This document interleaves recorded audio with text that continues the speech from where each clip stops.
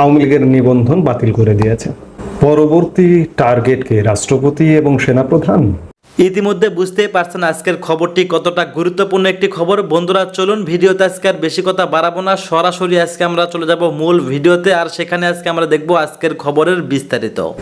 পরবর্তী টার্গেটকে রাষ্ট্রপতি এবং সেনাপ্রধান, এই প্রসঙ্গটি নিয়ে আপনাদের সামনে এই মুহূর্তে কথা বলবো। আপনারা ইতিমধ্যে জানেন যে বাংলাদেশ আওয়ামী লীগ দল হিসেবে নিষিদ্ধ হয়নি। মানুষের মধ্যে একটা ভুল বার্তা যাচ্ছে, কিন্তু প্রজ্ঞাপনে যেটি এসছে সেটি হচ্ছে আওয়ামী লীগের কার্যক্রম নিষিদ্ধ করা হয়েছে বিচার কার্যক্রম বাস্তবায়ন না হওয়া পর্যন্ত। আওয়ামী লীগ আছে, দল আছে, কিন্তু আওয়ামী লীগের কার্যক্রমটা নিষিদ্ধ হয়েছে। কিন্তু আর একটা কনফিউশনাল ব্যাপার ঘটিয়েছে গতকালকে নির্বাচন কমিশন, সেটি হচ্ছে আওয়ামী লীগের নিবন্ধন বাতিল করে দিয়েছে। কেন? যেহেতু দল হিসেবে আওয়ামী লীগ নিষিদ্ধ হয়নি, সেহেতু আওয়ামী লীগের নিবন্ধন বাতিল করলো কিসের ভিত্তিতে? এটি নির্বাচন কমিশনও আসলে সঠিক জবাব জানে কি না সেটি বড় প্রশ্ন।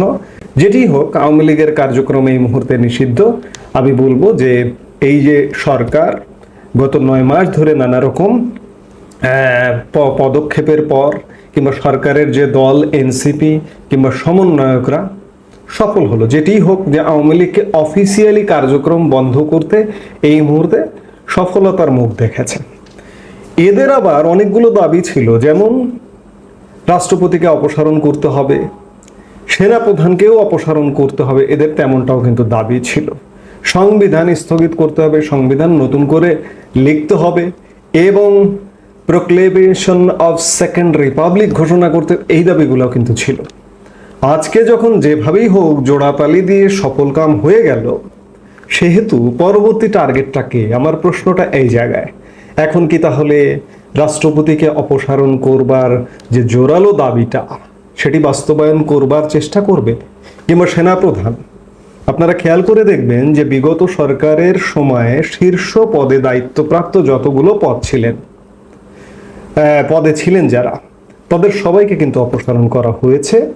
ধরুন বাহিনী প্রধান, বিশেষ করে র্যাব প্রধান, বিজিবি প্রধান, পুলিশ প্রধান, এমনকি মন্ত্রিপরিষদ সচিব, সব পদ কিন্তু চেঞ্জ হয়েছে।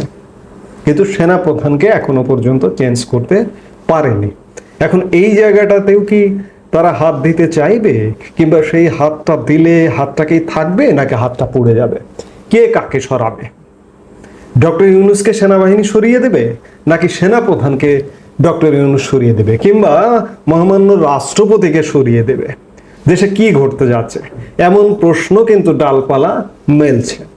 তো কাজেই এখন আসলে দেখার বিষয়, এর মধ্যে অনেকগুলো ঘটনা ঘটে গেছে। সেনাপ্রধান জেনারেল ওয়াকারুজ্জামানের মার্কিন যুক্তরাষ্ট্র সফরে যাবার কথা ছিল 11 মে, সেটি বাতিল হয়ে গেছে। আবার গত কয়েকদিন যাবৎ বিশেষ করে এই যে হিউম্যানিটেরিয়ান করিডোর, যে এই করিডোর নিয়ে আলাপ করছেন বা অগ্রগতি এগুলো কাজকর্ম করছেন, বিশেষ করে নিরাপত্তা উপদেষ্টার সাথে মিটিং করছেন। পিএসও এর মধ্যে গত পরশু কক্সবাজারও গিয়েছিলেন PSO, that means principal staff officer lieutenant general Kamrul, তিনি কক্সবাজার গিয়েছিলেন, গিয়ে আবার সেদিনই ফিরে এসছেন। অর্থাৎ হিউম্যানিটেরিয়ান করিডোর নিয়ে পিএসও কামরুল হাসান কাজ করছেন, নিরাপত্তা উপদেষ্টা কাজ করছেন, সেনাপ্রধান কিছুটা পর্যবেক্ষণ করছেন, সেনাপ্রধানও কাজ করছেন। তবে সব কথার শেষ কথা, এখন পর্যন্ত যেটি খবর ক্যান্টনমেন্টের বা সেনাবাহিনীর, সেটি হচ্ছে যে সেনাবাহিনী কিন্তু জেনারেল ওয়াকারুজ্জামানের নেতৃত্বে এখন পর্যন্ত ঐক্যবদ্ধ। আজকে হঠাৎ করে জরুরি পরিস্থিতি ক্রিয়েট হলো, বিশেষ করে আওয়ামী লীগ নিষিদ্ধ করা হলো, এবং খবর আছে যে আওয়ামী লীগ নিষিদ্ধের বিরুদ্ধে অবস্থান নিয়েছিলেন সেনাপ্রধান জেনারেল ওয়াকারুজ্জামান। এমনকি উপদেষ্টা পরিষদের বৈঠকে, আমি গতকালকের ভিডিও বলেছি, উপদেষ্টা পরিষদের বৈঠকের আগে সেনাপ্রধান যমুনাতে গিয়েছিল, তারপরে আওয়ামী লীগকে নিষিদ্ধ করা হলো। এখানে নিষিদ্ধ করবার ফলে এই যে যারা নিষিদ্ধকারী, তাদের তো একটু সাহস বেড়ে গেল, আত্মবিশ্বাসটা স্বাভাবিকভাবেই বেড়ে গেল। তারা তো এখন ভেবে নিতে পারে যে মহামান্য রাষ্ট্রপতিকেও এখন অপসারণ করা যাবে, সংবিধানকে ছুঁড়ে ফেলানো যাবে, সেনাপ্রধান জেনারেল ওয়াকারুজ্জামানকে অপসারণ করা যাবে। আসলে কি করা যাবে? এই জায়গায় সব জায়গায় তো আসলে হাত দিতে হয় না। সব জায়গায় হাত দিলে কোনো কোনো জায়গায় হাত দিলে হাতটা তো পুড়ে যেতে পারে। আমার তো মনে হয় যে পরিস্থিতিটা সেদিকেই যাচ্ছে। দেশের পরিস্থিতি আওয়ামী লীগ নিষিদ্ধের সাথে সাথে আওয়ামী লীগের এখন কার্যক্রম নেই, কিন্তু দল আছে, কিন্তু দলকে নিষিদ্ধ করা হয়নি, আমি বারবার বলছি।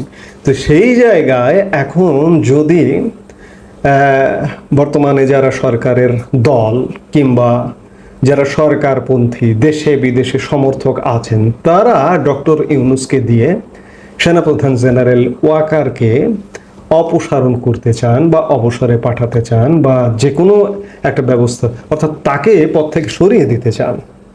এই উদ্যোগটা নিলে কি হবে? তখন আসলে কে কাকে সরিয়ে দেবে? আমি বারবার একটু আগে যে কথাটা বললাম যে সেনাবাহিনী কিন্তু ঐক্যবদ্ধ জেনারেল ওয়াকারুজ্জামানের নেতৃত্বে এখন পর্যন্ত সেনাবাহিনীর মধ্যে অন্ততপক্ষে কমান্ড ব্রেক করেনি যে আমরা জেনারেল ওয়াকারুজ্জামানকে মানি না বা জেনারেল ওয়াকারুজ্জামানের বিরুদ্ধে অভ্যুত্থান করব, এমনটা কিন্তু এখন পর্যন্ত এই খবরটা নেই। তো সেই জায়গায় ডক্টর ইউনূস যদি এই ধরনের ঘটনা ঘটাতে চান, এমনকি মহামান্য রাষ্ট্রপতিকেও যদি অপসারণ করতে চান, তাহলেই কিন্তু আমি বারবারই বলছি যে দেশের পরিস্থিতি কিন্তু পাল্টে যাবে। সেনাবাহিনী গত 9 মাস যাবৎ দেশের একটা বৃহৎ অংশ সেনাবাহিনী ক্ষমতা নেই বা ক্ষমতায় আসুক বা দেশে এই যে অচল অবস্থা এগুলো দূর করবার জন্য খুব গুরুত্বপূর্ণ একটা ভূমিকায় আসুক, কিন্তু সেগুলো সেই আশা, জনগণের সেই আশার গুড়ে বালি, আশা পূর্ণ হয়নি। কিন্তু এবার হয়তো পূর্ণ হয়ে যেতেও পারে, কারণ জেনারেল ওয়াকারকে যদি সরাতে চায় ডক্টর মোহাম্মদ ইউনূস, কিংবা শুধু জেনারেল ওয়াকার নয়, মহামান্য রাষ্ট্রপতিকেও যদি সরাতে যায়, তাহলেও পরিস্থিতি পাল্টে যেতে পারে। আমরা একটি রাজনৈতিক দলের বেশ প্রশংসা করেছিলাম যে বিএনপি রাষ্ট্রপতি অপসারণ চায় না, সংবিধান বাতিল চায় না, এমনকি আওয়ামী লীগ নিষিদ্ধ চায় না। কিন্তু এই যে আওয়ামী লীগ নিষিদ্ধর পরে বিএনপির সুরটা দেখলেন তো? বিএনপি কেমন সুরে কথা বলা শুরু করলো, যেন বিএনপি আওয়ামী লীগকে নিষিদ্ধ করলো। বিএনপি আসলে এতে করে নিজেরাই ক্ষতিগ্রস্ত হচ্ছে, আরও হবে সামনের দিকে। যেটি হোক, এখন প্রশ্ন হচ্ছে, দেখার বিষয় যে সামনের সময়গুলোতে কি হচ্ছে।